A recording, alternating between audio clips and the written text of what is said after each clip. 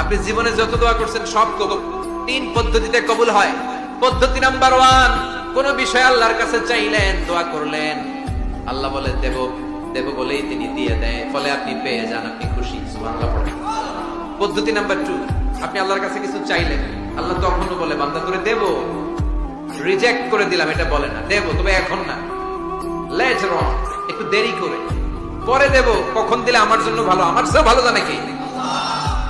তাইলে মাঝে মাঝে সাথে সাথে দেয়, মাঝে মাঝে দেরি করে দেয়। পদ্ধতি নাম্বার 3, আল্লাহর কাছে দোয়া করলেন, আল্লাহর কাছে কায় মনোবাক্যে চাইলেন, তখনও আল্লাহ বলে বান্দা আমি দেব, তুই নিরাশ হইস না, তবে এখন দেব না।